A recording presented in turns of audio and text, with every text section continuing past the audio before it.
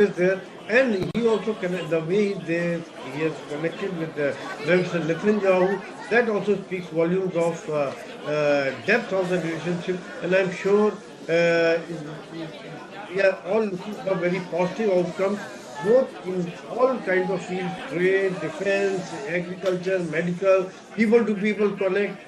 I mean, there are fields are unlimited, and I'm sure whole world is looking at it. Kavi. General Eli Pears, Director, International Relations, Israel Defense and Security Forum, joining us live from Jerusalem, Israel, also with us on the broadcast. Eli, what's the, how does it feel there in Jerusalem at the moment with the Indian Prime Minister? What's the word on the ground? We know that all the newspapers had the Prime Minister's pictures right there on the front page. But what does this picture essentially tell us? Little kids? Yeah, it's much more than just two heads of state meeting each other. The streets outside of my home, just a few kilometers from the Knesset, are lined with Israeli and Indian flags. The images we just saw are not just of a prime minister meeting with some members of the diaspora. It looked like a Jewish wedding. It looked like the unity of two people, much more than just the meetings of two heads of state. I think what was being discussed is not merely about how we work together from a security perspective or doing some business deals together. No, this is really the building of an alliance, much more something that is durable, something that lasts beyond both of their political careers, something that really takes the relationship between our countries to a very, very new level. Important is the free trade agreement that everybody is talking about here, Eli. I mean, I know it's too soon, it's still early doors, but we will have some sort of clarity and visibility on it towards the end of this year, particularly. But how important is it for the Indian goods to reach the Israeli market? But of course, the Israeli market also opening its doors to Indian pharmaceuticals, let's say, for starters. Yeah, I think listen, Israel is in a situation where it's looking to diversify, both in terms from a political perspective, from a diplomatic perspective. Supply chains wants to be much more expanded. Israel sees one of the tremendous values that it gets from India. And if nothing else, something that I don't think has been spoken much about, since October 7th, where we've had a lot of Indian workers who are coming to work in India. And Israel is a very small country. So even if you have just a few thousand Indians who are working here, they are noticeable. On weekends when they're not at work, they are touring, they're visiting around. You just see them in the streets with numbers that you didn't see ever before. And when you have a few thousand or tens of thousands of Indians who are working here, and there are, it has an impact, and it creates an awareness, and it creates a mood that can allow for so much more. So I think this is something that, again, hasn't been spoken about, but it really has warmed up the Israeli public for what I expect to be coming out, some of the benefits and some of the impact of this short 25-hour visit. This didn't need to be a very long visit, because the relationship is already there, and the relationship is going beyond that. But this has an ability to really project us and to propel us to much greater heights. No, that's absolutely right. General Soy is also with us on the broadcast. Just earlier in the conversation, he was alluding to the fact that, the defense cooperation has been phenomenal between India and Israel. What do you think is really on the cards over here? We have, some sort of details in terms of the force-multiplier technologies, the 6 mid-air refuelers that have been planned, the Boeing 767 conversion project, and most importantly, when you're talking about this partnership, it's the Hindustan Aeronautics Limited and Israeli PSU partnership that is also going to bring to light, an 8,000 crore rupee in estimated value in terms of coalition. But again, what's the mood on the ground over there? You earlier pointed out that it looks like a Jewish wedding. The entire fanfare, I mean, I have my own biases. It looks like better than when the US president was there, when Donald Trump visited Israel. Yeah, I mean, one of the funny things is that there's so much curiosity about India. There's so much curiosity about your prime minister. President Trump gets a lot of airtime. The U.S., there's a lot of back and forth. Yeah. But when it comes to India, it's curious. My own son-in-law, his family came from Cochin. The Oh, wow. Cochin, the synagogue from Cochin, one of the major synagogues, was actually airlifted and brought to Israel and is sitting in the Israel Museum. There is, which we don't have that in the States. So there is always been curiosity, intrigue, and fascination with India. In fact, the holiday that we celebrate next week, which is a holiday, ironically, about when the Persians were trying to wipe out the Jewish people. And it speaks of that the empire went from Hodu, from India, all the way to Africa. India is referred to in the Bible. It's referred to in our traditions. But there's always a there's always an intrigue that it's sort of at the far end. So going to India, there's always a certain mystique about it. And I think it's being captured by your prime minister, partly because of his own personality and his persona, which is unique with the relationship that Prime Minister Netanyahu and the Prime Minister Modi have developed over the years. And I think you could see the genuine appreciation and embrace that they both care for each other. The immediate embrace they had at the airport has only continued into a 25-hour embrace that we are witnessing and experiencing right now. Very well said, Eli. That bridge, General Soy, come in on this. That bridge that Eli was talking about, it's so far-reaching. I think both these leaders, they've actually bridged that particular gap, and that's where the Indian Middle Eastern corridor also comes into play. The IMEC is a crucial piece of this entire puzzle now, isn't it? Absolutely. Whether it is IMEC or I2U2, India is connected. And now, in fact, I would say that most of the Middle East countries also realize that it is better for them than to keep fighting with Israel, because then they also want development, they also want growth. Barring couple of countries, most of the countries are aligned, and that is why probably this IMEC and I2U2 deals were through, and we will be able to bridge the gap. That is where India comes into play.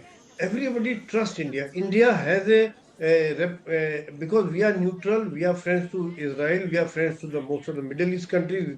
We have seen the UAE president coming to India. We have seen most of the foreign ministers of the Arab countries coming to India. We have a great relationship with Oman, Qatar, most of the Yep, countries, yep. Saudi Arabia. I mean, this is a totally different ballgame. That is where probably the trust factor is there from both the sides. And India is one at present, probably.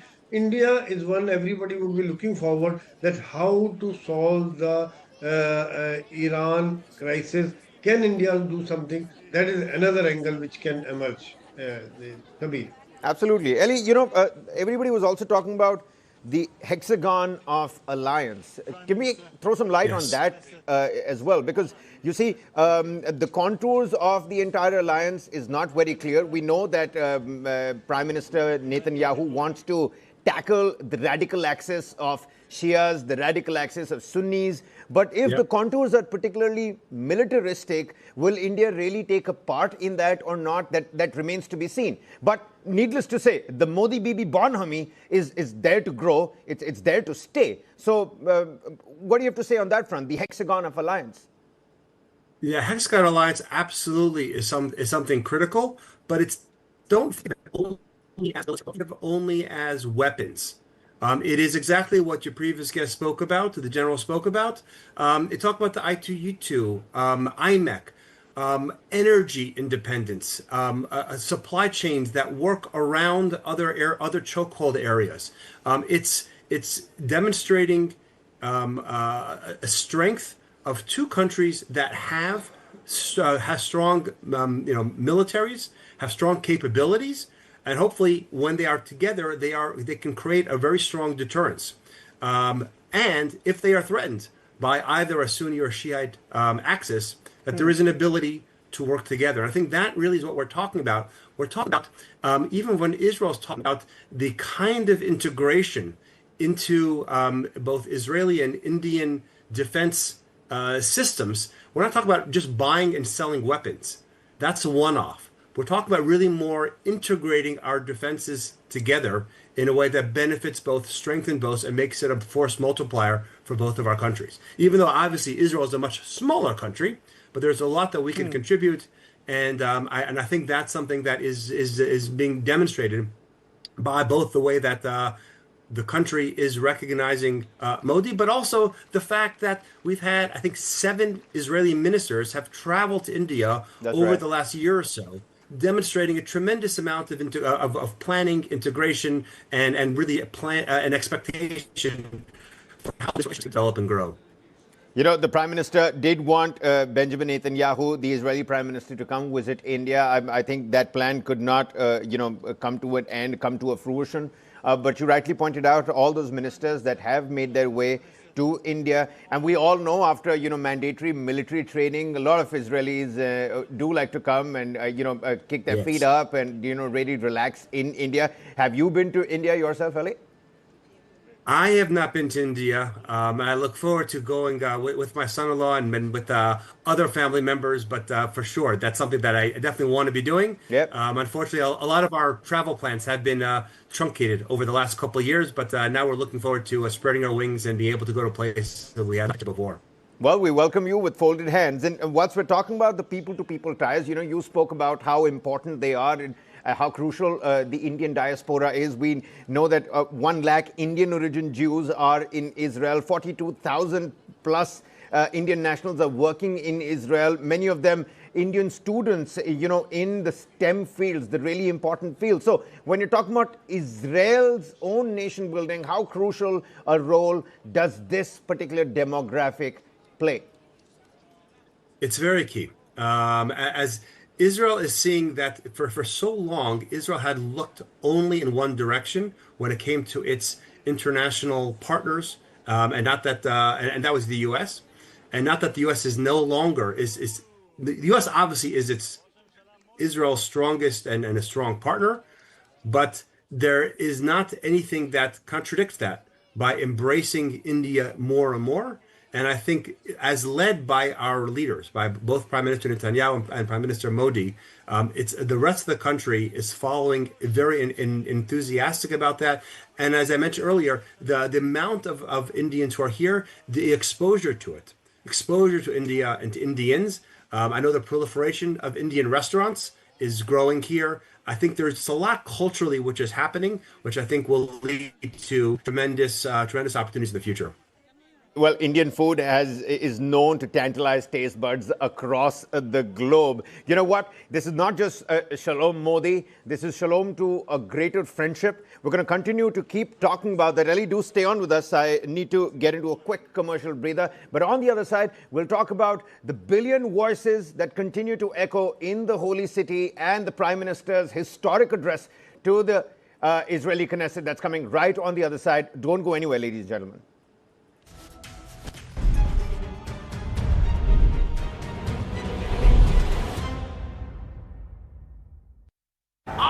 रश्मि, ये madam बड़े शहर से छोटे शहर बसने जा रही है, बताओ। छोटे छोटे शहरों में ही तो है बड़े बड़े अखाड़े, नए नए दावपेच सीखेगी और फ्यूचर में मेडल जीतेगी। पर बेटा, इनका फ्यूचर? बड़े पापा, SBI लाइफ से इनका फ्यूचर सिक्योर है। अभी तो इसकी जीत के इरादा पक्का है। करो पूरे अपने इरादे, अपनों से किए सभी वादे। SBI लाइफ अपने लिए, अपनों के लिए।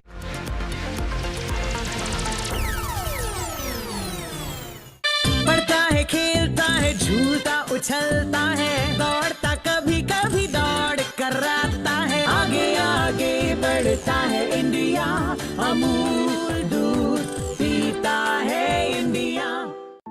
Every champion's journey starts with second thoughts. क्या हुआ? Till they see it's possible and there is someone who truly believes in them. एक दिन बहुत बड़ा आदमी बनना है ना?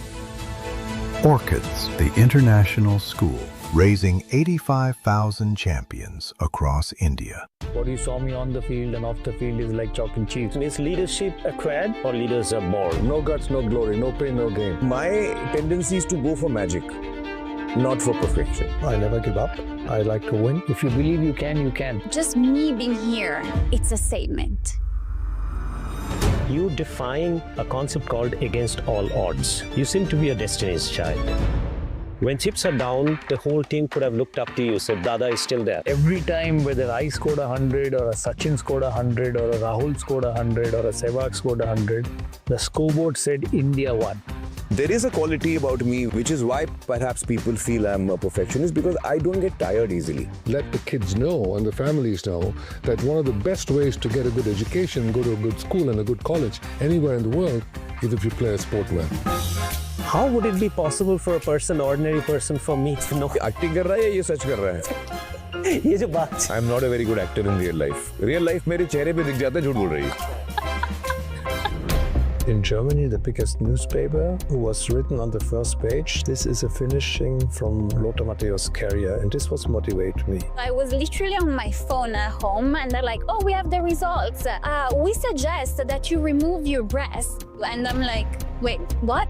When I started stumbling and I started making the mistakes, that I realized that now that person who I have not forgiven 2 years back, now I know what he feels like.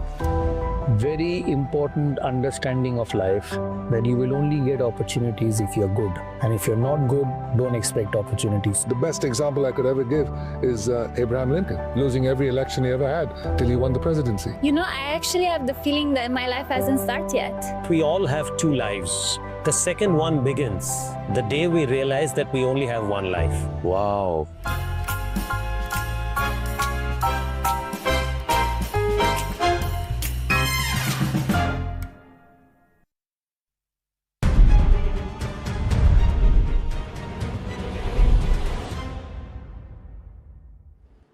Well, our rolling coverage of the Prime Minister's address to the Israeli Knesset continues. In a short while from now, Prime Minister Narendra Modi will become the first Indian Prime Minister to address the Knesset, which is the Israeli parliament. It's a historic moment for the Indian diplomacy. Prime Minister Modi is in Israel at a 2-day state visit. Live visuals on your screens, ladies and gentlemen. Take a look at that.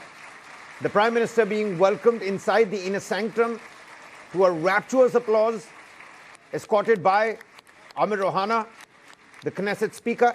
With me on the broadcast is Eli Pieps, Director, International Relations, Israel Defense and Security Forum. He's joining us live from Israel. Many thanks for taking out the time, Eli. Continue to stay on with us. I think we're going to stick to these live visuals that are being beamed right from the Israeli parliament, the Israeli Knesset.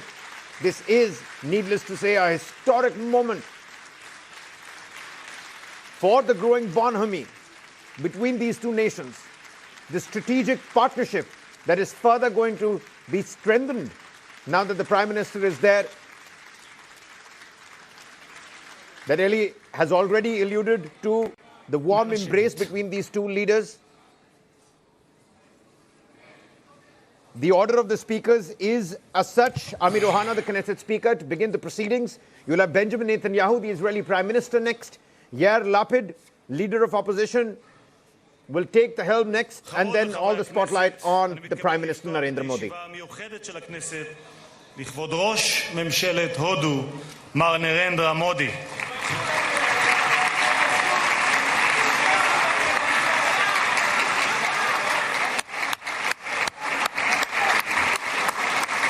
A standing ovation for the Indian Prime Minister there.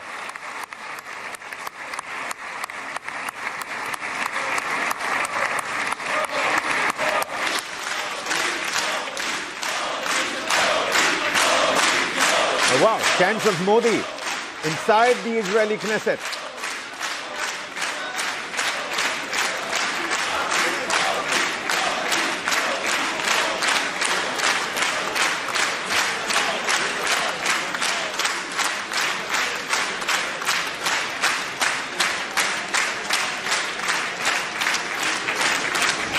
A rapturous applause for the Indian Prime Minister.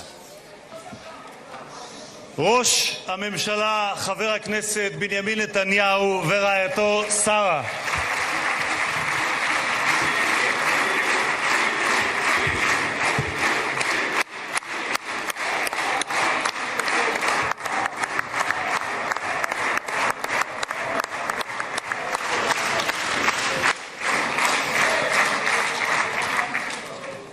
שרות ושרים, חברות וחברי הכנסת בעבר ובהווה, מהקואליציה ומהאופוזיציה, External Affairs Minister Dr. S.J. Shankar, National Security Advisor Mr. Ajit Doval, Foreign Secretary Mr. Vikram Misri, Ambassador of India to Israel J.P. Singh, Ambassador, yes, Ambassador of Israel to India Reuven Azar, members of the distinguished delegation, members of Israel's senior state leadership, heads of foreign missions to Israel, Mankal Knesset Moshe Chiko Edri, מזכיר הכנסת דן מרזוק, היועצת המשפטית לכנסת עורכת הדין שגית אפיק, חברי הנהלת הכנסת, אורחים נכבדים מקהילות יוצאי הודו בישראל, distinguished guests, it is our profound honor to welcome the leader of the world's largest democracy and a leader that defining statesman of our time, the Prime Minister of the Republic of India, His Excellency Narendra Modi. Namaste.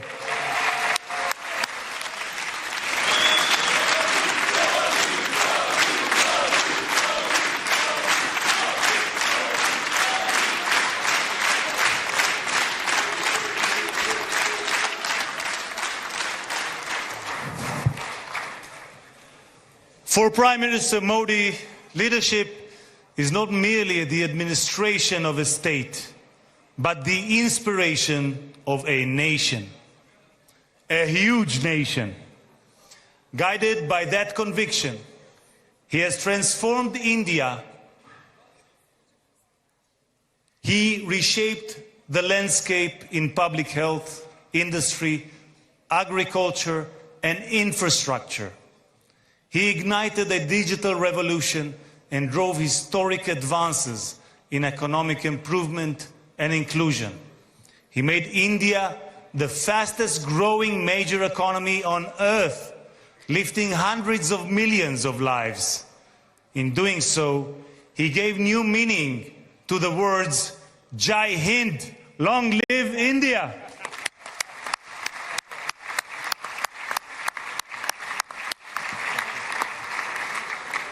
For over 2 millennia, India gave Jews a home and, in our darkest hours, a refuge.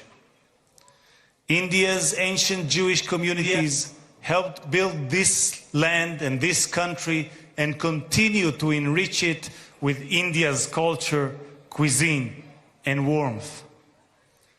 Diplomatic relations were established early, but it was the two prime ministers, Modi and Netanyahu, who forged a true strategic partnership.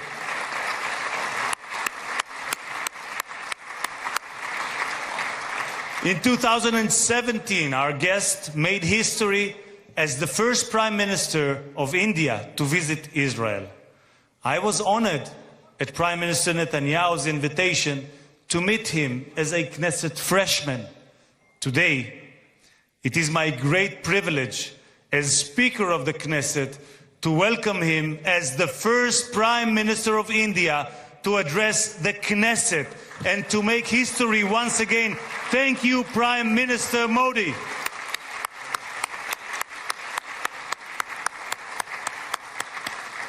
Between these milestones, cooperation has deepened across every field, most notably in security and technology. As you, Prime Minister, said, technology yields its greatest benefit when shared. In that spirit, our nations are invaluable assets to one another. כשנבחרתי לתפקיד יושב ראש הכנסת, הונחו לפני הצעות לבחירת יעדים לביקור המדיני הראשון. כשביקשתי לדעת באילו מדינות לא ביקר מעולם יושב ראש כנסת, הופתעתי לגלות כי הודו היא אחת מהן. הבחירה על כן הייתה קלה, והקמתי משלחת לביקור המדיני בהשתתפות חברי הכנסת עמית הלוי מהקואליציה ומיכאל ביטון מהאופוזיציה, מובילי קבוצת הידידות בכנסת. With my dear friend and esteemed counterpart, Om Birla, Speaker of the Lok Sabha, we signed the first ever MOU between our parliaments. Over the course of my visit, I encountered a great civilization, a thriving democracy, and a people of remarkable dignity and resolve. החברות בין שתי האומות שלנו עמדה במבחן המאבק המשותף שלנו בטרור. לאחר טבח 7 באוקטובר, ראש הממשלה מודי היה מהמנהיגים הראשונים שגינו את זוועות החמאס ועמדו באחווה לצידם של אזרחי ישראל. ממש כפי שאנחנו עמדנו לצידה של הודו בשעותיה הקשות, לאחר פיגוע הטרור במומביי ב-2008 ובפלגם בשנה שעברה. שני העמים שלנו נאלצים להילחם בטרור, ושניהם, בעזרת השם, ימשיכו לנצח. Next week, the Jewish holiday of Purim and the Indian holiday of Holi will coincide. Colors will fill the air as both our nations celebrate light's triumph over darkness.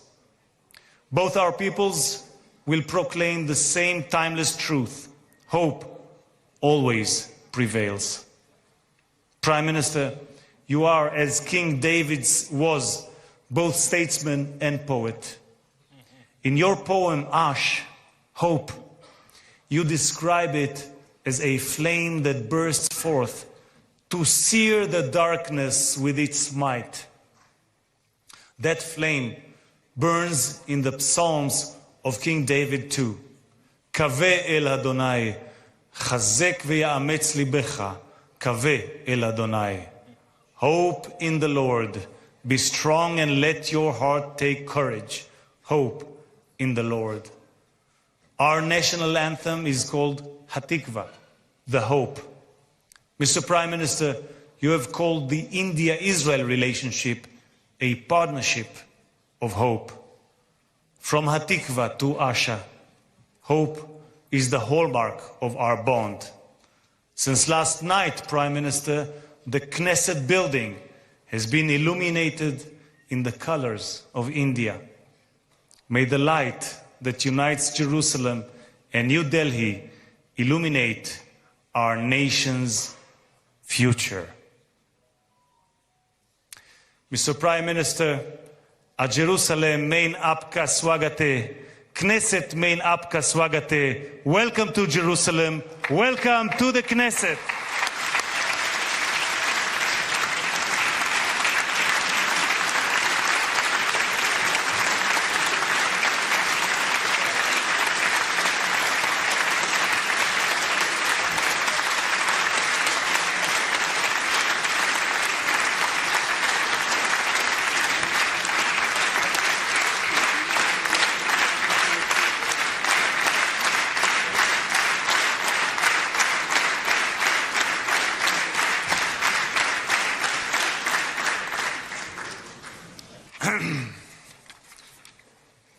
חברות וחברי הכנסת, אני מתכבד כעת להזמין את ראש הממשלה, חבר הכנסת בנימין נתניהו, לשאת דברים. בבקשה, אדוני ראש הממשלה.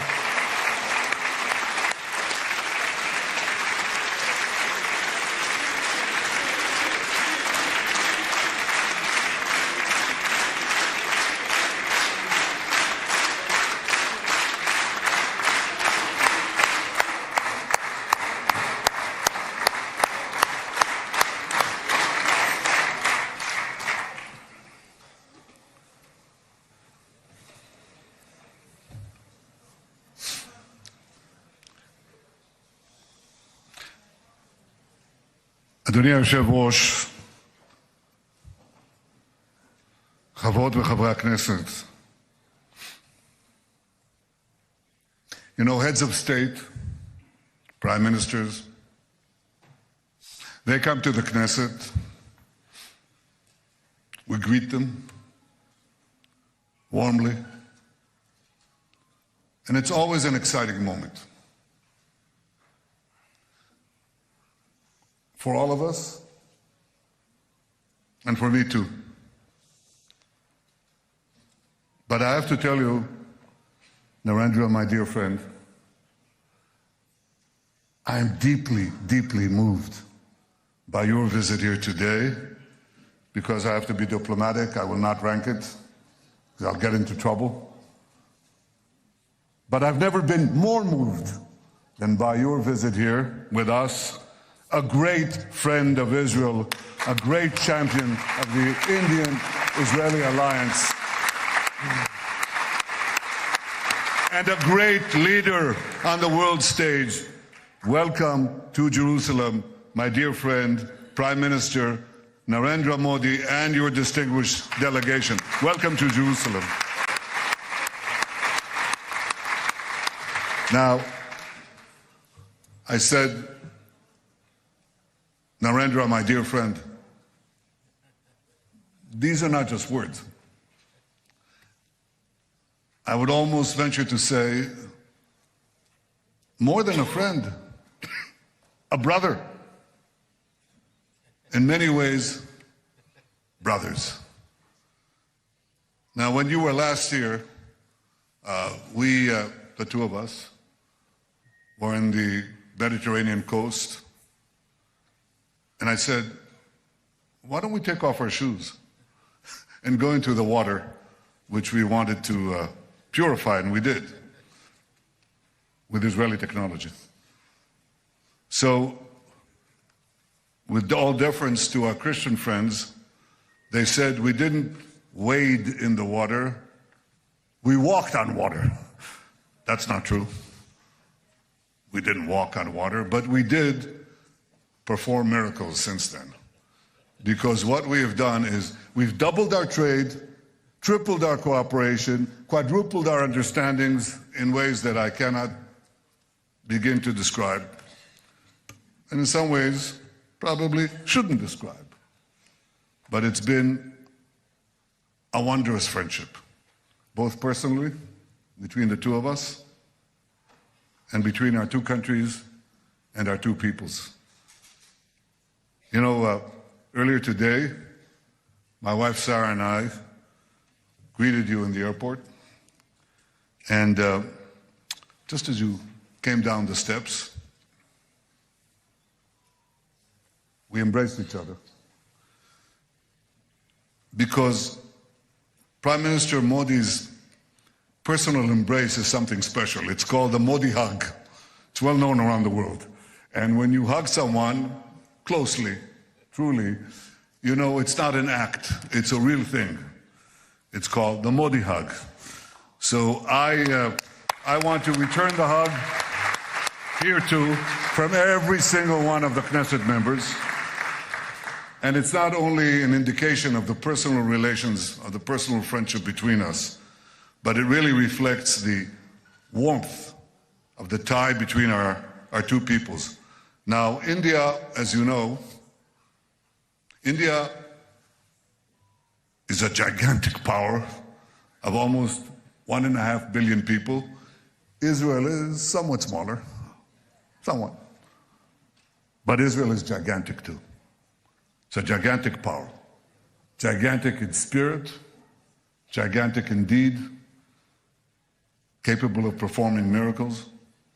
And I want to say that the alliance between us is an enormous multiplier of our individual powers. Enormous multiplier. It's a multiplier of the spirit and the multiplier of deeds and capabilities. We are two ancient civilizations going back thousands of years.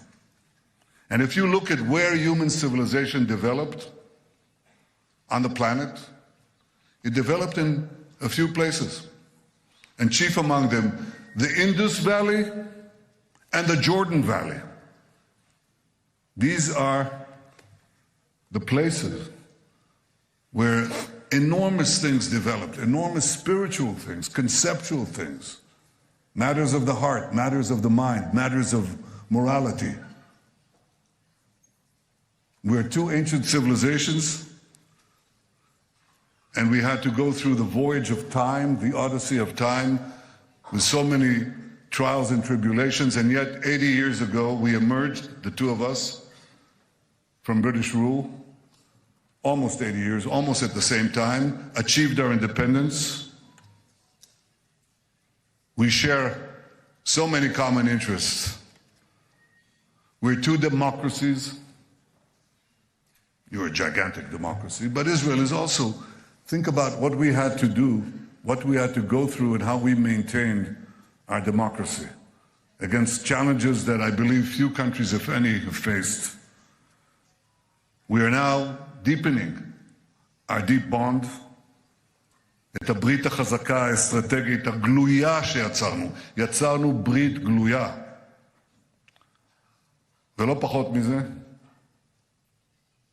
שתי המדינות שלנו נמצאות בשיא כוחן. ישראל חזקה מאי פעם, והודו חזקה מאי פעם.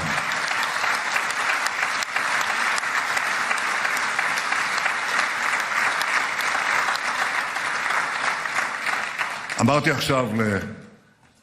עכשיו לראש ממשלת הודו, שישבנו אצלך במשרד, אדוני יושב ראש, אמרתי, אני עוקב, באופן אישי, אני עוקב אחרי כל הידיעות שמגיעות מהודו. הודו עכשיו מדורגת ממספר כזה וכזה בעולם, גבוה גבוה. הודו עכשיו השיגה יעד נוסף, גבוה גבוה. הודו עשתה כך והודו עשתה כך. אני אומר, קודם כל, נרנדרה עשה. ויחד איתו העם ההודי, ואני כל כך מרוצה, אני רק אומר עוד ועוד ועוד. כי ב-12 השנים תחת מנהיגותך אתה יזמת רפורמות, אתה השקעת בתשתיות, אתה עשית בתעסוקה, בבריאות, בחקלאות, ברווחה, באיכות החיים, באנרגיה, בטכנולוגיה, בחדשנות. רציתי להגיד לכם, השמיים הם הגבול, מה פתאום? הודו היא מעצמת חלל, אחת הגדולות בעולם. שמיים לא הגבול. כלומר, האתגרים אף פעם לא נגמרים, אבל הודו, בהנהגתך, ידידי, ביססה את מעמדה כאריה אסייתי שמסתער על היעד. עוד צמיחה, עוד קדמה, עוד שגשוג, עוד שגשוג. ואני רוצה לומר לך, חברי נרנדרה, יש עוד סיבה להערכה עמוקה שאתה זוכה לה פה בבית הזה, ומהציבור בישראל. כי מיד לאחרי הטבח הנורא ב7 באוקטובר, מיד אחרי ההתקפה הרצחנית הזאת, אתה התייצבת בצורה כל כך ברורה, כל כך מוסרית, כל כך חדה, התייצבת לצד ישראל. You didn't flinch, you didn't waver, you didn't give excuses. You stood next to Israel, you stood by Israel, you stood for Israel, you stood for the truth. Thank you, my friend.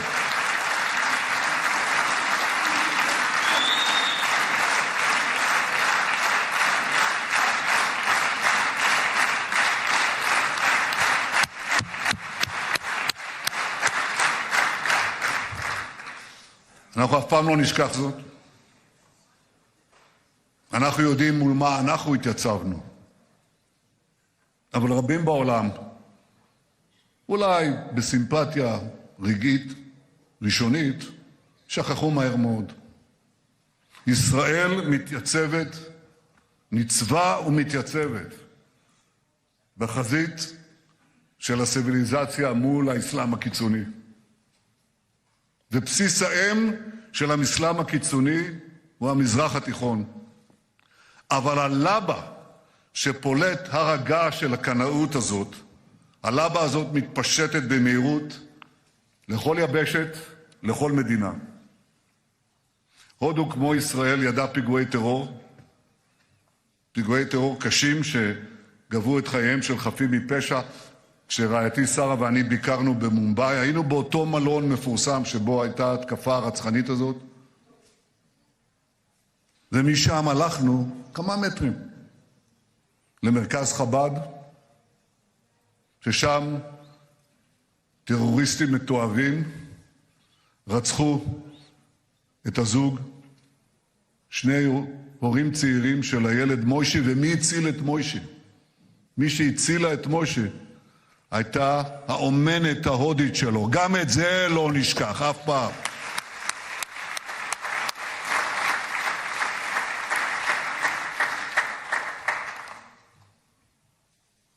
הודו תומכת בישראל, וישראל תומכת בהודו, גם במקרים שהם ידועים וגם במקרים שהם פחות ידועים. הודו תומכת בישראל כי היא מבינה שישראל משמשת קיר מגן מפני הברבריות, ואנחנו עושים זאת קודם כל להגן על עצמנו, אבל גם בשירות העולם התרבותי. ישראל, כמו הודו, היא מבצר של דמוקרטיה, של חופש, של זכויות אדם, במרחב פראי רוחש סכנות. הטבח של 7 באוקטובר הבהיר חד משמעית, או שציר הרשע הג'יהאדיסטי ישבור אותנו, או שאנחנו נשבור אותו, ואנחנו שוברים ונשבור אותו. ועשינו זאת ואנחנו עושים זאת בזכות הגבורה של לוחמינו, הלוחמים והלוחמות, המפקדים והמפקדות שלנו. איזה גבורה, איזה גבורה. ידידי נרנדרה, הייתי רוצה להפגיש אותך, אם יהיה זמן, עם כמה מהם. אני צריך לראות אותם. הייתי רוצה להפגיש אותך עם הפצועים שלנו. חלקם קטועי גפיים. יש אחד מהם, אני אביא את התמונה שלו הערב, אני רוצה להראות לך. קוראים לו ארי, which means lion, Ari Spitz. And Ari lost his 2 legs and his arms, one of his arms. And he has prosthetics. He's sitting there smiling, cheering with his one healthy arm, and he says, Israel lives, Am Yisrael Chai.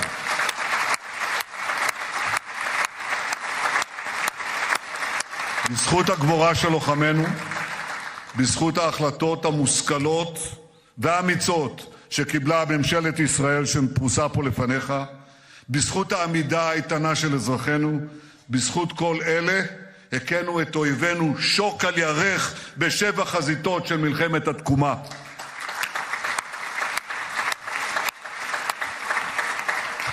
אבל ידידי היקר, אנחנו שילמנו מחירים יקרים. ואני רוצה לספר לך שגם לוחמים ולוחמות ממשפחות יוצאות הודו נפלו בקרבות. אנחנו מרכינים ראש לזכרם יחד עם כל גיבורינו שנפלו. מלחמת המגן שלנו היא מלחמה צודקת מאין כמוה, אבל זו לא רק מלחמה בשדה הקרב. זו מלחמה על האמת, זו מלחמה על עתיד האנושות. ואני חייב להגיד שאנחנו רואים שבקרב על עתיד האנושות, גם הפעם האנטישמיות מרימה ראש. היינו שם רק לפני 80 שנה וראינו את זה. אנטישמיות שמתחילה עם היהודים ואחר כך מסכנת את האנושות כולה. אל מול גלי האנטישמיות והשקרים שמותחים בינינו, לא הרכנו ראש. אבל גם במאבק הזה, נרנדרה, מצאנו בך ובהודו ידידי אמת. In a world where anti-Semitism is rising, India stands out. A civilization where Jews were never persecuted by the state, only welcomed. We don't forget that too. Thank you, India.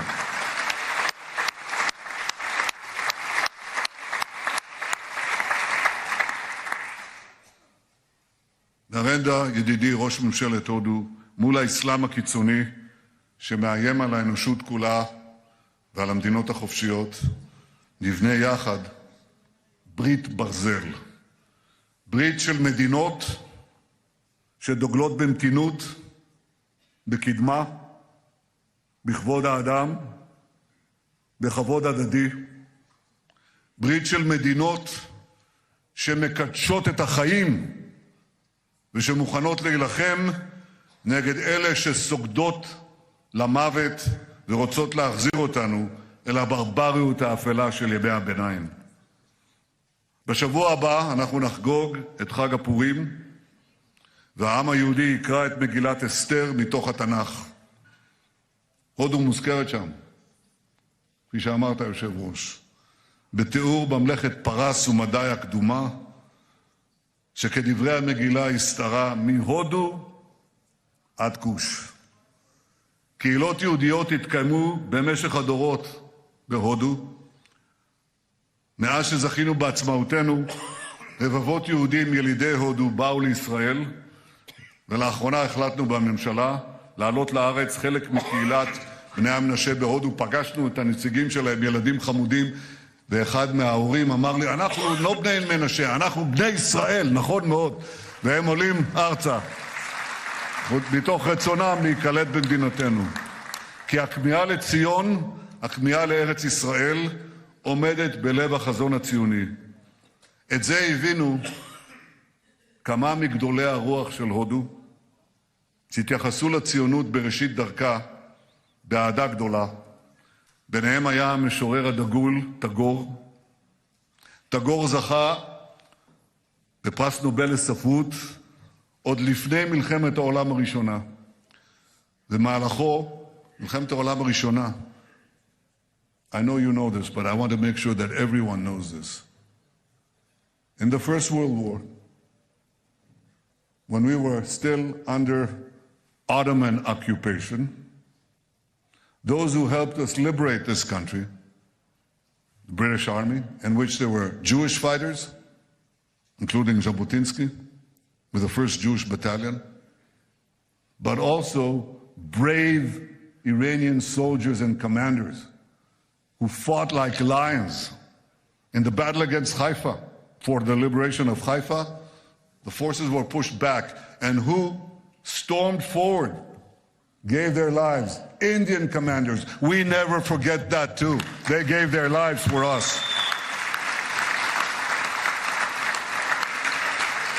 Tagore spoke so positively about our national movement, and his writings were translated into Hebrew.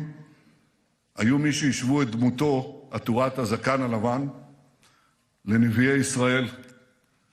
מילים שיצאו בהודו דיברו אלינו, וכך גם מספרים שיצאו מהודו. דודי המנוח, פרופסור אלישע נתניהו, זיכרונו לברכה, היה ממקימי הפקולטה למתמטיקה בטכניון. That's our equivalent of MIT. הדוד אלישע תמיד דיבר איתי בהערצה על המתמטיקאים ההודים, ובייחוד הוא הזכיר את רמנוג'ן. הזכיר אותו הרבה פעמים, כי התגליות הגאוניות של רמנוג'ן בתחילת המאה ה-20 שינו את פני המתמטיקה. רמנוג'ן בא מהעם. הוא בא מהעם. הוא לא בא מאוניברסיטה. גם אתה באת מהעם. אתה צמחת מהעם. אתה עלית מעלה כי ידעת מהם השורשים שלך. ובכן, כל זה קרה בתחילת המאה הקודמת. ולקראת סוף המאה הקודמת, הודו וישראל כוננו יחסים מלאים, ואחת התוצאות של מפנה דיפלומטי זה היא תנועת המטיילים הישראלים אל המזרח. עשרות אלפי ישראלים, צעירים ומבוגרים, מבקרים מדי שנה בהודו. הם מתפעלים מהכל, ממה שיש היום וגם מהמורשת התרבותית העתיקה. והם מספרים אחד מאזרחי הודו שואל מטייל בישראל, כמה אתם? והישראלי עונה לו, 10 מיליון. וההודי ממשיך, וכמה בישראל? לא 1.5 מיליארד, אבל רבים שמעריצים את הודו, מחבקים את הודו, ורוצים גם לבוא להודו. אחד מהם זה אני, וגם רעייתי פה, אנחנו רוצים ביקור חוזר, זה בטוח. את זה כבר חילצתי, אני כבר אומר לכם, הישג דיפלומטי ראשון, נביא את הממשלה להודו. לא רק שנביא את ראש ממשלת הודו לממשלה, נביא את הממשלה, את ממשלת ישראל להודו, לביקור G2G. בביקורך הנוכחי, they all want to come. בביקור הנוכחי שלך בישראל, אנחנו נהדק עוד יותר את הקשרים בינינו, גם האישיים וגם המדינתיים, כי יחד אנחנו מובילים מהלכים בקנה מידה היסטורי. זה קורה בוודאי ביחס לאתגרי הביטחון ולהזדמנויות בביטחון, אבל זה לא רק בביטחון. אנחנו יוצרים צירי פעולה חדשניים בכלכלה, במסחר, באנרגיה, בטכנולוגיה, בסייבר, בבינה מלאכותית ובחלל. בחלל, גם כן. שר הביטחון ישראל, אתה מרבה לדבר על זה, והנה, תדע שיש כאן אוזן קשבת. אנחנו מפתחים יחד את יוזמת איימק. זה מסדרון ימי ויבשתי שיחבר את הודו דרך חצי האי ערב. יחבר אותה לנמל חיפה, ומכאן לים התיכון ולאירופה. ואיימק, המסדרון היבשתי ימי הזה, יכול להתקיים ולשגשג רק אם יעבור דרך מדינות יציבות ובטוחות. ואין מדינות חזקות ובטוחות יותר בציר הזה מאשר הודו וישראל. ולכן אני מברך על המחויבות שלך לכך שישראל תהיה חוליה מחברת בין אסיה לאירופה דרך נמל חיפה. בביקור הזה שלך אני איישם גם הסכמים בתיירות, בתרבות, בחקלאות, במים, בהתפלה, וברוח הסכמי אברהם בשלום אנחנו נמשיך את המהפכה של בריתות חדשות, של הגברת היציבות האזורית, של חיזוק החוסן, הקדמה והשגשוג. אני רוצה שתשימו לב, אנחנו לא רק מגיבים למציאות, אנחנו מעצבים את המציאות, מתוך קרבה ואמון גדולים מאי פעם. ידידי נרנדרה, מאז ביקורך האחרון בישראל, הקודם, ב-2017, מים רבים זרמו בנהר הגנגס בהודו, כמו גם בים התיכון, שם טבלנו שנינו את רגלינו ביום קיץ נפלא. אבל מאז אני מבקש לעדכן אתכם שאנחנו שומרים על קשר רצוף. אנחנו מדברים עשרות פעמים בטלפון, שיחות כל כך גלויות, כל כך חבריות, עם חום הלב, חום אמיתי ולא מעושה. אנחנו הוספנו מאז לקדם את היחסים בינינו, אנחנו טיפחנו את הקשר בין שני העמים, שבכל אחד מהם יש הרבה סקרנות והרבה כישרון. אני זוכר את החוויה מרטיטת הלב שביקרנו יחד איתך במחוז גוג'ראט, שם גדלת, שם היית למושל, ושם המושל מודי גילה את הגאוניות של החקלאות בישראל והביא אותה להודו, ומשם זה התפשט לכל הודו. ובכן, ביקרנו שם, וכשביקרנו בגוג'ראט, מאות אלפים של התושבים עמדו ברחובות והריעו ונופפו בדגלי ישראל והודו, והיה שם גם שלט ענק בעברית, ענק, כמו כל הבניין הזה. ברוכים הבאים בעברית. אז היום, מכובדי, אתה שוב בישראל, אתה מתקבל כאן באותה קבלה חמה, באותה קרבת לבבות. במאה ה-21 אנחנו נביא את הברית בין ישראל להודו לגבהים חסרי תקדים, ואני בטוח שיום יבוא, אני בטוח, כי כשביקרנו בהודו אתה הבאת מופע של האומנים הפנטסטיים מבוליווד. אז אני אומר, יבוא יום ויעשו סרט בהוליווד על סיפור האחווה בין שתי המדינות, ואני מבטיח לכם, זה יהיה סרט שובר קופות. ראש הממשלה מודי, ידידי היקר נרנדרה, אני מברך אותך מעומק ליבי, אותך ואת פמלייתך, ברוכים הבאים תהיו כולכם בישראל, בירושלים, בחברות אמת ובהוקרת אמת. ברוכים הבאים.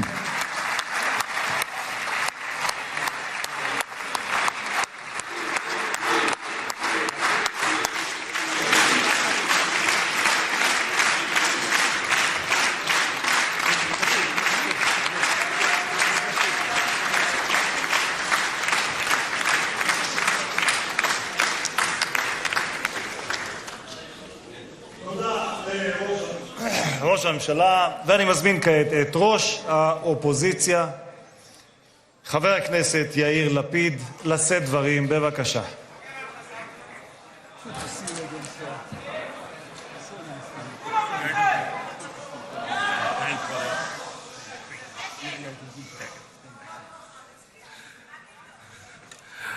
Mr. Prime Minister, I'm only going to take a minute of your time to make sure you know whatever happened here today has nothing to do with you.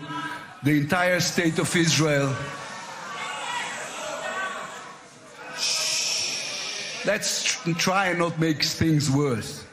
The entire state of Israel is filled with admiration to your leadership, to your friendship, to the fact that you were here for us in our time of trouble, and to the alliance, the eternal alliance between our two states. So thank you very much for being here, and we are all, both sides of the aisle, looking forward to hear your speech. Thank you so much, sir. Thank you.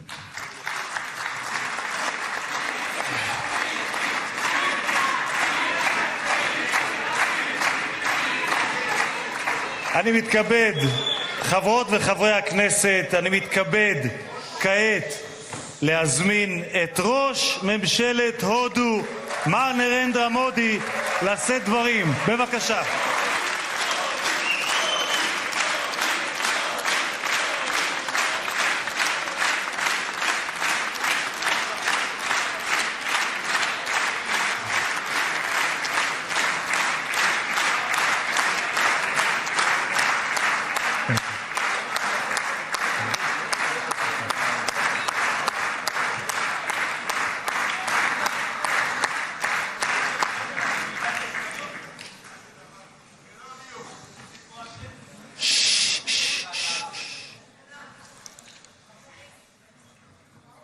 His Excellency Prime Minister Benjamin Netanyahu, His Excellency Mr. Amir Ohana, Speaker of the Knesset, His Excellency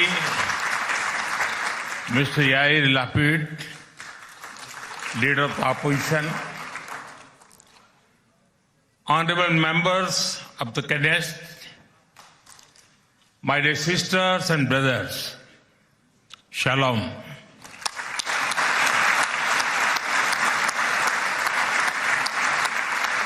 Namaste. Honorable members, it is a privilege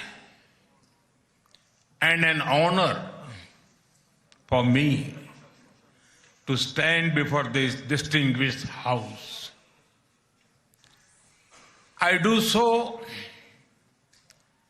as the Prime Minister of India and also as a representative of one ancient civilization addressing another. I bring with me the greetings of 1.4 billion Indians and a message of friendship,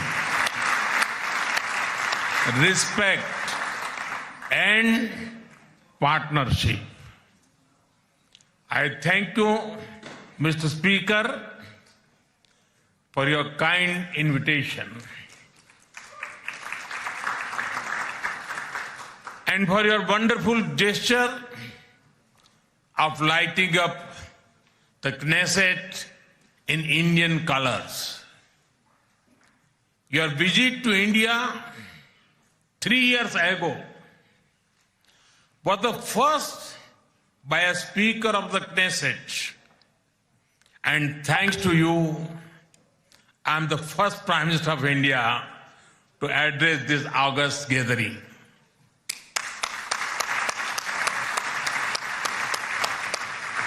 Nine years ago, I had the good fortune to be the first Prime Minister of India to visit Israel.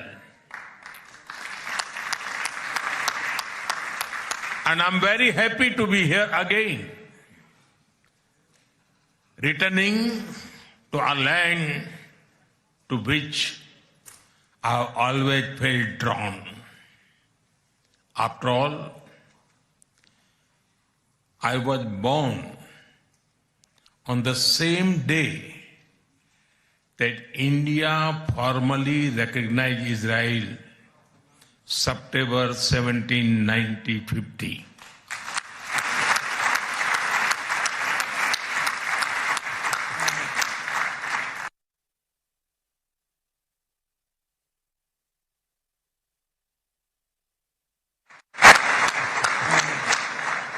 Honorable members, I also carry with me the deepest condolences of the people of India for every life lost and for every family whose world was shattered in the barbaric terrorist attack by Hamas on October 7. We feel your pain. We share your grief. India stands with Israel firmly, with full conviction in this moment and beyond.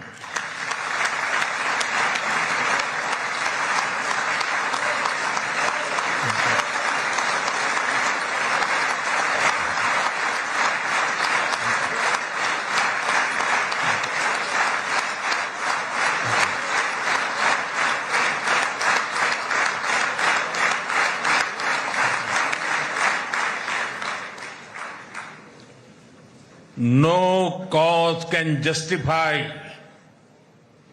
the murder of civilians. Nothing can justify terrorism.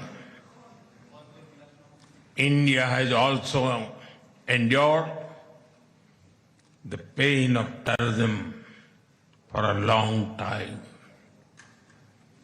We remember the 26/11 Mumbai attacks and the innocent lives lost, including Israeli citizens. Like you,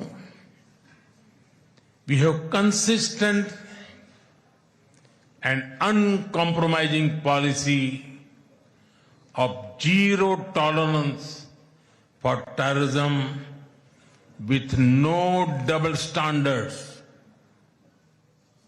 Terrorism aims to destabilize societies, to block development, and to erode trust.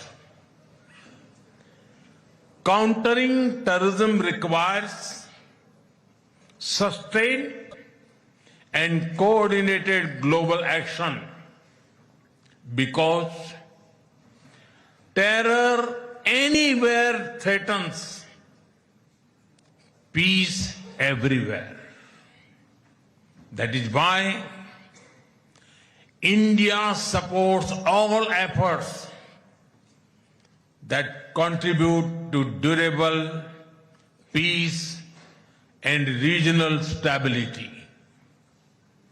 Some years ago, when you concluded the Abraham Accords, we applauded your courage and vision. It was a moment of new hope for a long troubled region.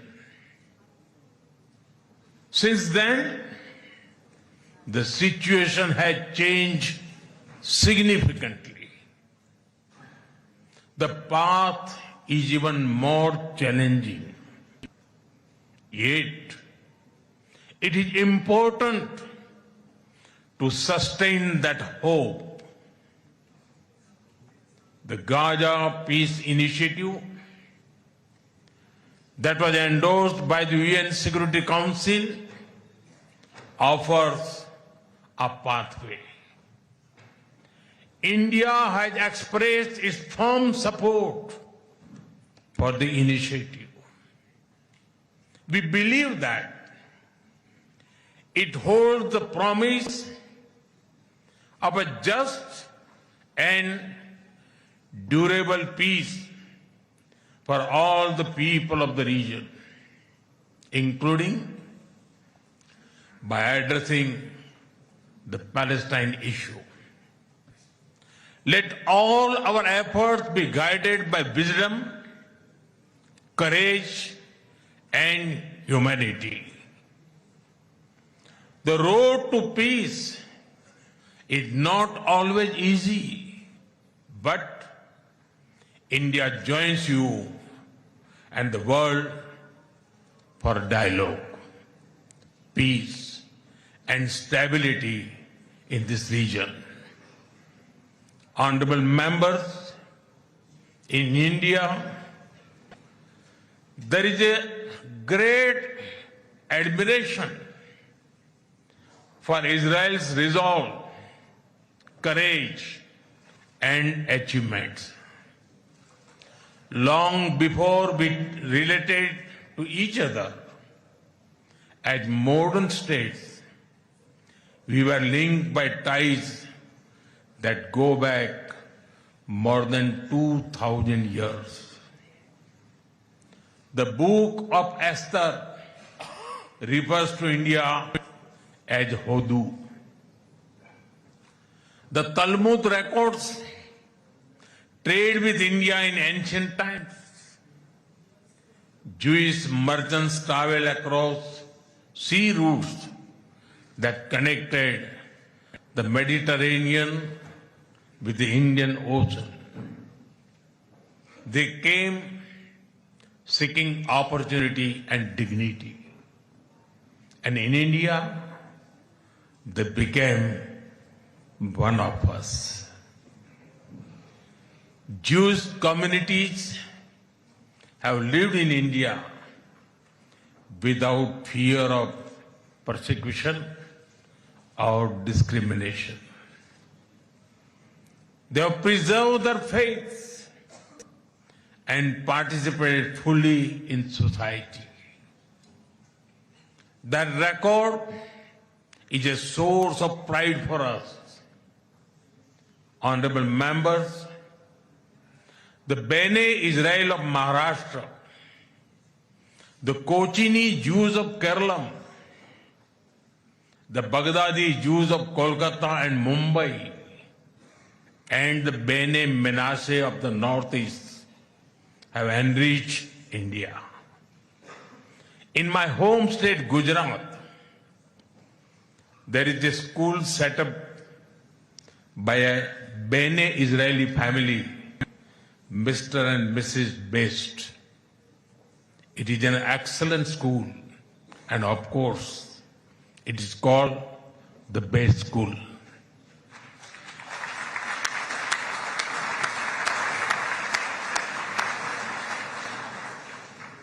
Edwin Myers gave shape to the film's division of India and was a towering figure in the history of Indian cinema. Dr. Rubin David was the founder of the Kankaria Jew in Ahmedabad. The actor David Abraham Cheulkar, or Uncle David, become a household name across the country. Walter Kaufman composed the signature tune for All India Radio. David Sassoon built many institutions that still serve Indian society. And of course, the heroic contribution of Lieutenant General J.F.R. Jacob during the 1970 war with Pakistan is widely known.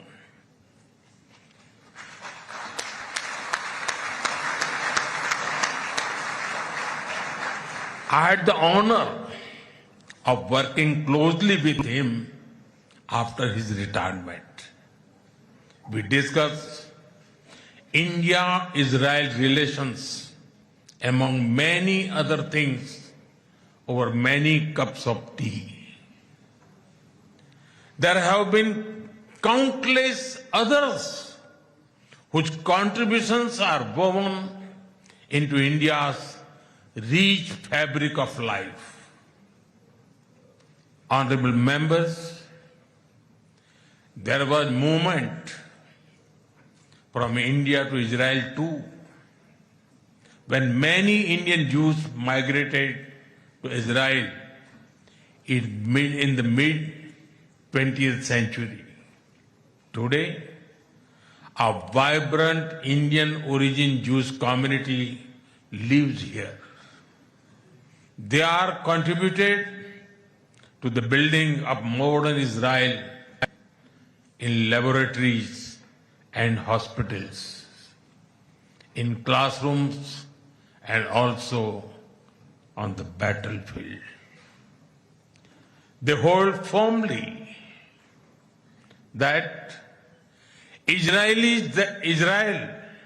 is their fatherland and India their motherland.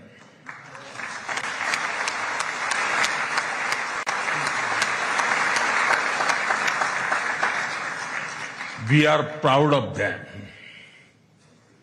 Honorable members,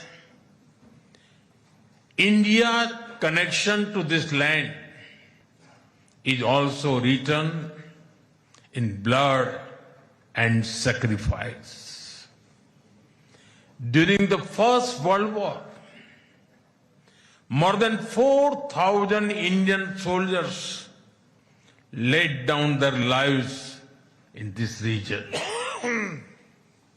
The cavalry charge at Haifa in September 1918 remains a significant chapter in military history. Major Thakur Dalpat Singh, remembered as the hero of Haifa, symbolized the shared history. During my last visit, I was deeply moved to pay my respect at the Haifa Memorial for Indian soldiers. Honorable members, last month, the world marked the International Holocaust Remembrance Day. The Holocaust stands as one of humanity's darkest chapters. Yet, even in those turbulent years, some acts of humanity stood out. The Maharaja of Navanagar in Gujarat, also known as the Jam Sahib, offered refuge to Polish children, including Jewish children who had nowhere else to turn. I am told that a statue of Jam Sahib was unveiled in Moshav Nevatim recently. Thank you. Thank you for this honor and remembrance. Honorable members, after India's independence, many Indian leaders felt a kinship with the people of Israel. India's parliamentary debates of the 1950s are witness to their admiration for Israel's effort to develop agriculture in the desert. The kibbutz movement of Israel inspired our leaders like Acharya Vinoba Bhave and Loknayak Jayaprakash Narayan. First in my home state Gujarat and now across India, I've seen the approach of per drop, more crop work wonders in agriculture. My own first visit to Israel was in 2006 as the Chief Minister of Gujarat. Later in 2017, during my visit to Israel as Prime Minister, our two countries elevated the relationship to a strategic partnership. Since then, our engagement has expanded in scale and scope, and we are committed to further consolidate this relationship across many sectors. Honorable members, for the last few years, India has been the fastest growing major economy in the world.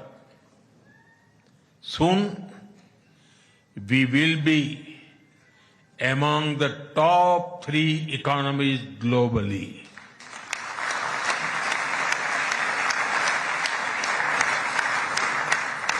At the same time, Israel is a powerhouse of innovation and technological leadership. This creates a natural foundation for our forward-looking partnership. We are committed to expanding trade, strengthening investment flows, and promoting joint infrastructure development. The bilateral investment treaty signed last year will provide confidence and predictability to our businesses. In the last few years, India has concluded a number of important trade agreements with other nations. To your west, the European Union and the UK. To your east, the UAE and Oman. Our bilateral goods trade has grown significantly in recent years, but it does not reflect the full scope of opportunity. That is why our teams are working hard to negotiate an ambitious free trade agreement. It will unlock the vast untapped potential in our trade relationship. We will also work closely in different formats, such as India, Middle East, Europe Economic Corridor, and the I2U2 framework between India, Israel, UAE, and the US. Defense and security is another important pillar of our partnership.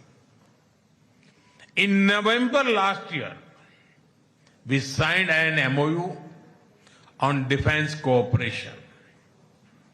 In today's uncertain world, a strong defense partnership between trusted partners like India and Israel is of vital importance. Honorable members, Israel is often called the startup nation. In recent years, we have also been working to unlock the innovation and creativity of our youth. I recall that in 2018, Prime Minister Netanyahu and I inaugurated the I Create Technology Business Incubator in India. Since then, it has supported nearly 900 such startups. Last week, we hosted the world's largest and the most democratized AI Impact Summit with representatives from over 100 countries.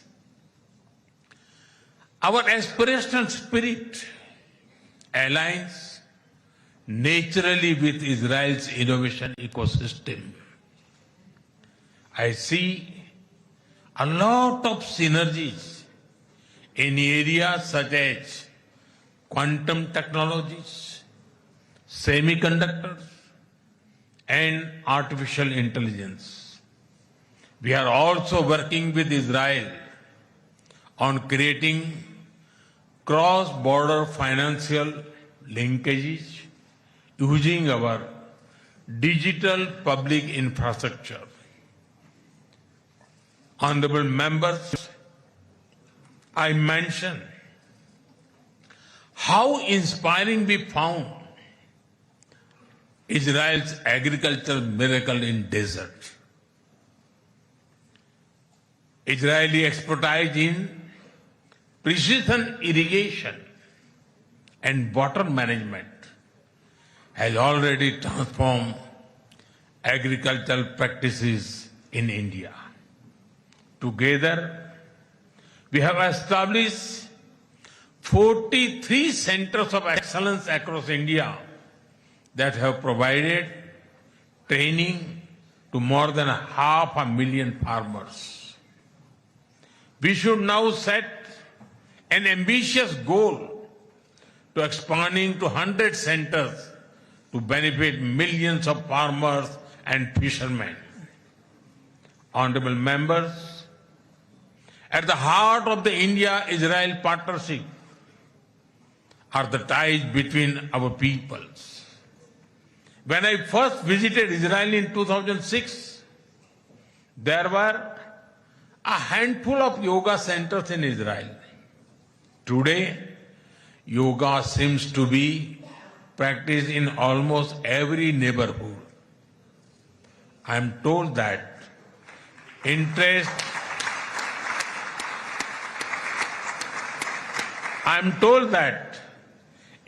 in Ayurveda is also growing in Israel. I invite more and more young Israelis to travel to India.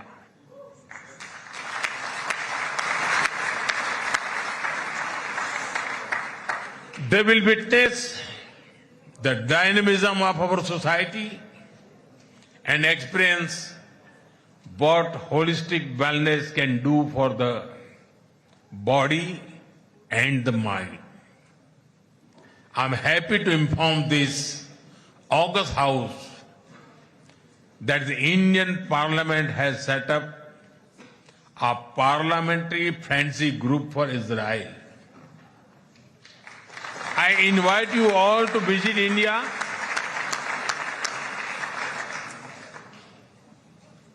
and look forward to having more exchanges between our members of parliament.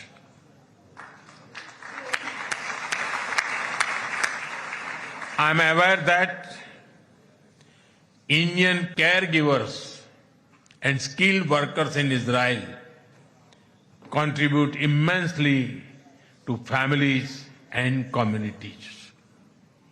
They have displayed remarkable courage and dedication in times of crisis, including on October 7. We are proud of them.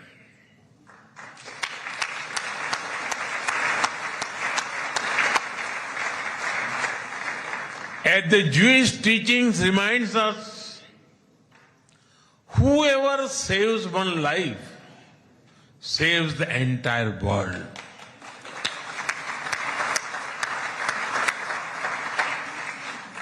Their service reflects the strength of the human bonds behind our cooperation. We will continue to facilitate the movement of workers and professionals across sectors that benefit both of our nations. Honorable members, we are both ancient civilizations,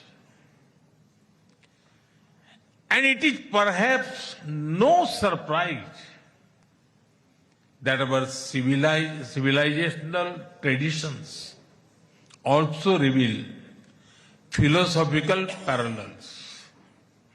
In Israel, the principle of Tikkun Olam speaks of healing the world. In India, Vasudhaiv Kutumbakam affirms that the world is one family.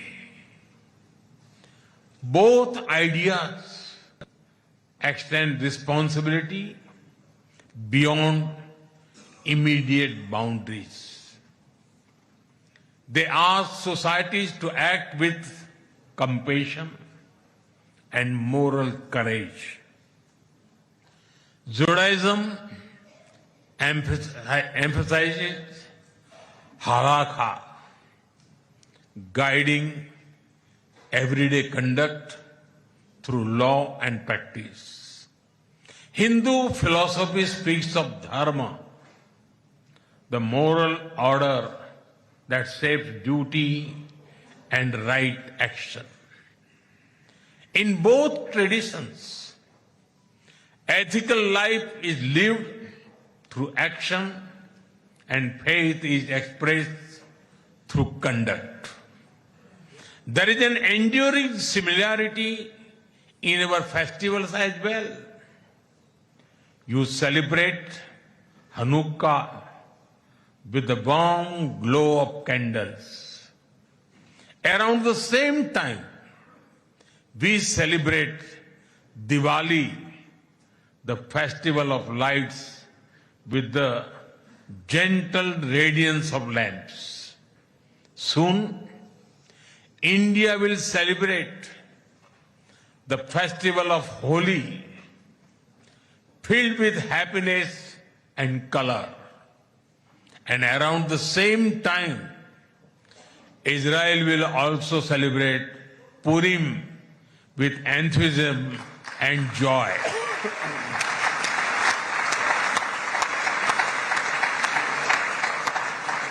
Honorable members, our shared ideals are the deep foundations that give strength to our modern partnership.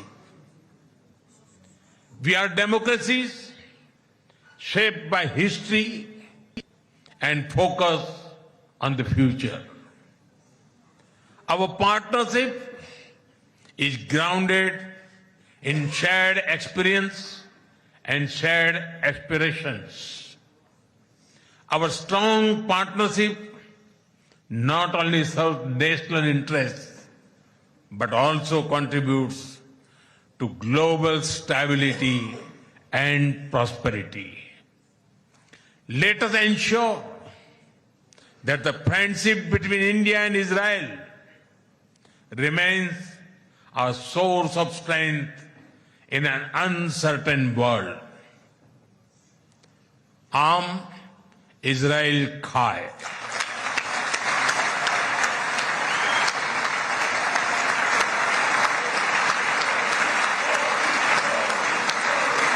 Jai Hind.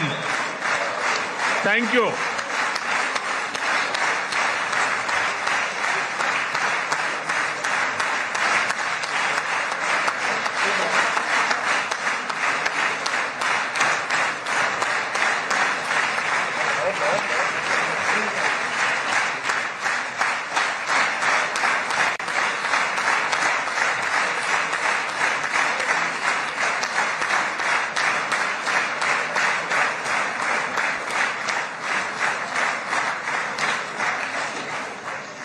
חברות וחברי הכנסת, אני מתכבד להעניק לראשונה בתולדות המשכן את עיטור הכנסת, אות הכבוד הגבוה ביותר שבית המחוקקים הישראלי יעניק לראש ממשלת הרפובליקה של הודו, נרנדרה מודי, כהוקרה על הובלתו האישית לחיזוק היחסים המדיניים בין הודו לבין ישראל ועל תרומתו להעמקת שיתופי הפעולה בתחומי הביטחון, הכלכלה, החקלאות, החדשנות, הטכנולוגיה ועוד. מנהיגותו, כפי שיכולתם להתרשם כולכם, מבטאת ידידות אמיצה ומחויבות לשותפות ארוכת טווח המבוססת על ערכים משותפים ואינטרסים משותפים בין שתי המדינות. בבקשה, אדוני.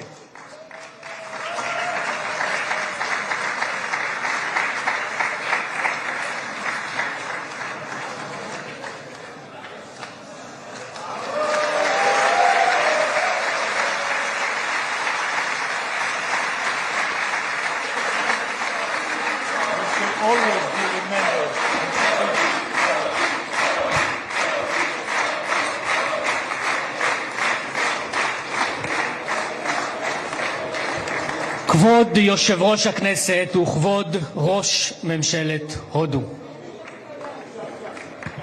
I'll go and meet the people. Okay.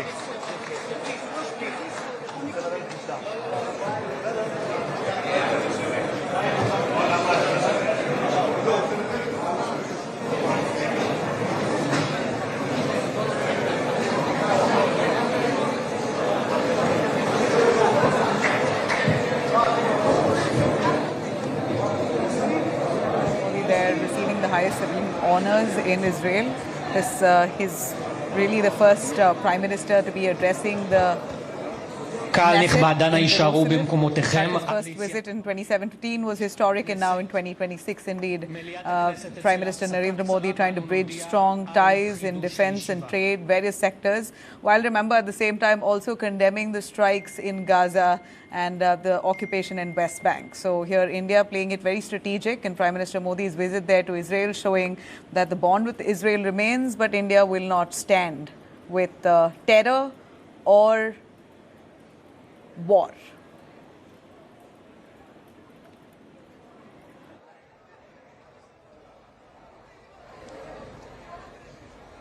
Israel की संसद Knesset में प्रधानमंत्री नरेंद्र मोदी का संबोधन, और उससे पहले हमने देखा कि कनेसेट में स्पीकर आमिर ओहाना ने अपने संबोधन से शुरुआत की और उन्होंने Right, Prime Minister Narendra Modi landed in Tel Aviv this evening, 4:15 p.m. His 6-hour-long flight, according to the flight radar 24, really became the most tracked flight in the world today. Then there is Israel's ongoing military operation in Gaza Strip and the continuing occupation-linked tensions in West Bank that's triggered a grave humanitarian crisis. Now, India trying to balance deep ties with Israel alongside strong relations across West Asia. And India seems to be very careful about where it stands on Palestine after it signed a UN statement condemning Israel's expansion in the occupied West Bank. So, can India deepen defense and tech cooperation with Israel while urging constraint in Gaza? Well, we saw Prime Minister Modi's visit here really strengthening trade and defense. This visit is indeed a test of India's West Asia doctrine in an era of war, humanitarian tragedy, and great power, as we see.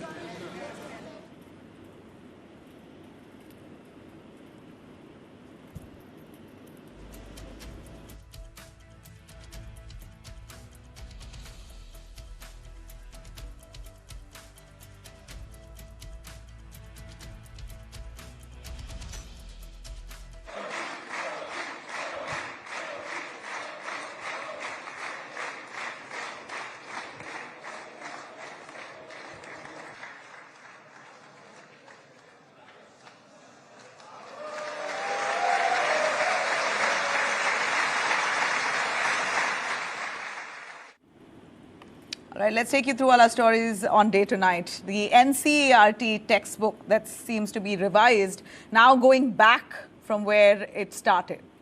NCERT has withdrawn its new Class 8 social science textbook from sale after a section on corruption in the judiciary triggered controversy. Sources from Ministry of Education says that the book has been pulled from sale. Remember, the new textbook included a chapter on corruption in judiciary. Government sources say action is being considered against the officials who approved the content on corruption in judiciary. The material is being described as unsuitable for Class 8 students, with concerns that it could negatively impact young minds. Sources add that singling out the judiciary is not appropriate and that the content should also have included the legislature and the executive.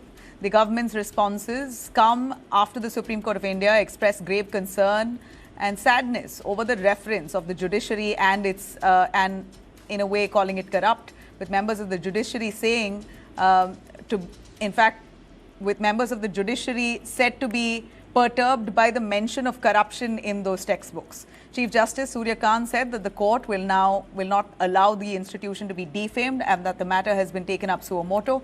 In contrast, the earlier Class 8 political science textbook discussed the role and structure of the judiciary and access to courts without any reference to corruption. But the new textbook had a section referring to challenges faced by the judicial system, including corruption and a large backlog of cases due to factors such as shortage of judges, complex procedures, and poor infrastructure. So it seems like the textbook that was just about to be released now being withdrawn and withheld after the Supreme Court frowning on the judiciary's chapter.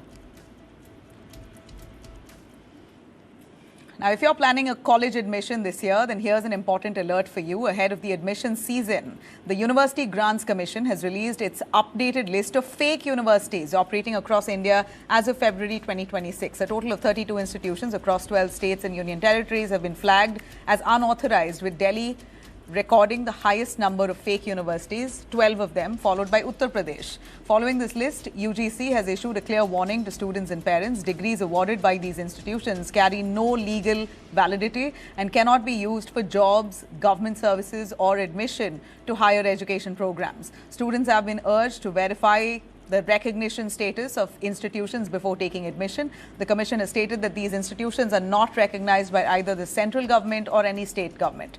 If we compare the list with past years, in October last year, the UGC had released a list of 22 fake universities and Delhi had 10 of them. In March 2023, the UGC released a list of 20 fake universities. Delhi topped the list there during that time with 8 of them. The overall number of fake universities have now shot up by 12 within nearly 3 years, with 4 more states additions to this year's list. The Commission had also written letters to the Education Department of various states there, asking them to take appropriate action against them. So before getting admitted to colleges, do a quick check so you can save your students from losing years of hard work later. You could read down below on the universities that have been listed fake.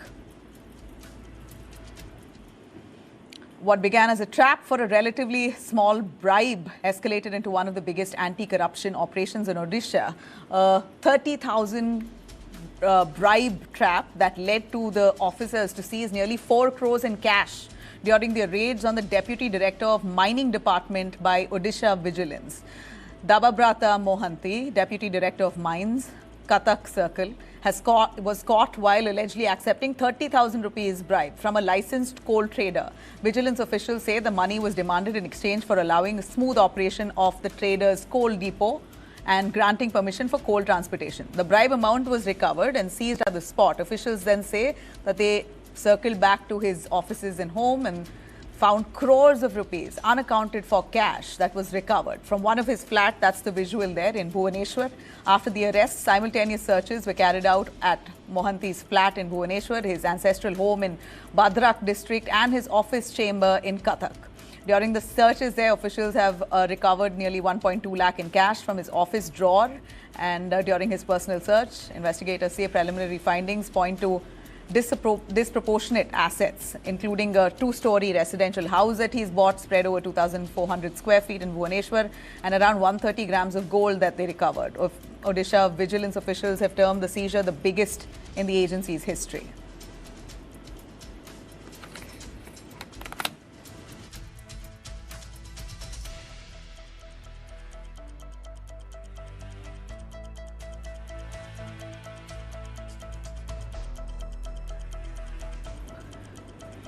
Now, a Telugu YouTuber was found dead in his residence in Hyderabad's Chitrapuri colony. 22-year-old named Komali was found dead after over suspected relationship issues and personal struggle that she had. We hear it was over a breakup. Police say neighbors alerted authorities after there was no response from inside her flat.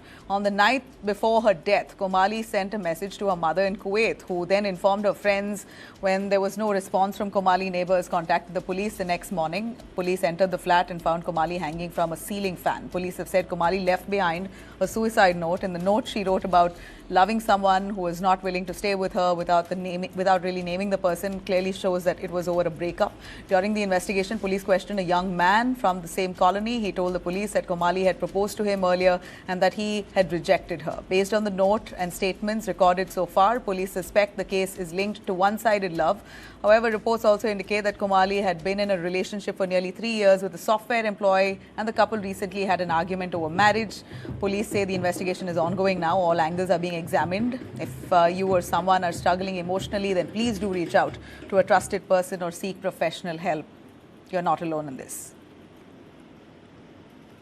All right, that's it for me here. Thanks very much for tuning in. Have a great night.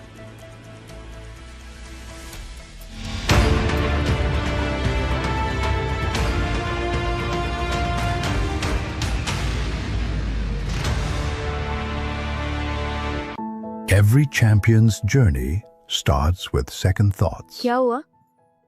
Till they see it's possible and there is someone who truly believes in them. एक दिन बहुत बड़ा आदमी बनना है ना? Orchids, the international school, raising